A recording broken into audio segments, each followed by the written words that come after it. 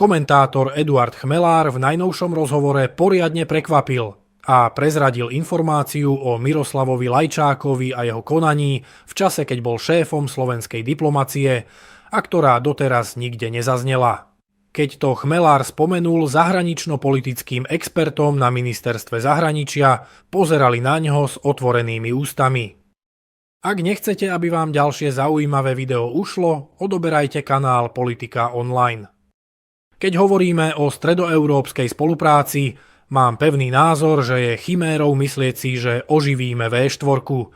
Oveľa životaschopnejší projekt je rozširovať stredoeurópsku iniciatívu a tzv. Slavkovský formát. V tejto súvislosti musím povedať jednu zaujímavú vec, ktorú som sa poprvýkrát dozvedel a teraz aj poprvýkrát zaznie.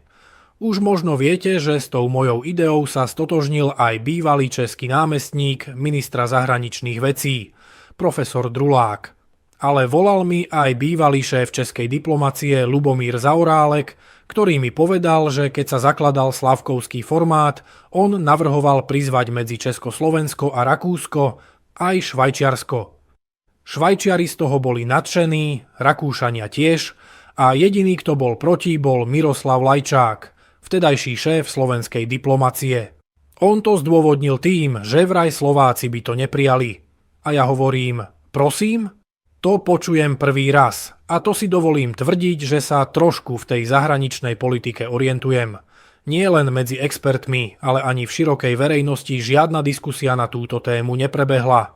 Dnes som sa to pýtal vysokých predstaviteľov ministerstva zahraničných vecí a tiež na mňa pozerali s otvorenými ústami. Ak je to pravda, a ja nemám dôvod neveriť pánovi Zaorálkovi, tak Miroslav Lajčák konal bez širšieho vedomia zahranično-politických elít.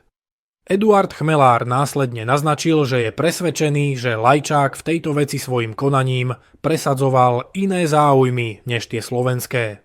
Pripomeniem... Čiže tam boli iné záujmy ako to, že by to Slováci nepochopili? Evidentne na túto vec narážam. A ja pripomeniem jednu vec, lebo včera sme neoslavovali, ale mali by sme si to pripomínať, keby sme boli štátom, ako sa patrí, tak by to malo byť oslavy na najvyššej úrovni. 165.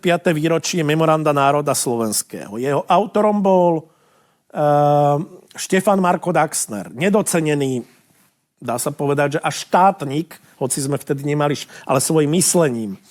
No a on jednoducho v prejave počas tej diskusie o obsahu toho memoranda definoval veľmi presne, čo je to, alebo čo by mala byť stredná Európa, že by sa mala brániť vplyvu, on to tak povedal, barbarského východu, ale zároveň si uchovávať samostatnosť pred pohltením západu.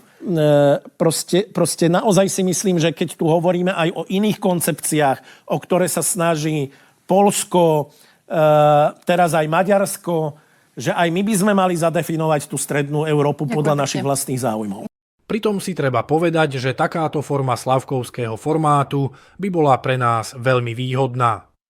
Keď hovoríme o tom, že stredná Európa by sa mala trochu diferencovať, tak mať tam takéto dve ekonomicky silné krajiny by bol veľký prínos.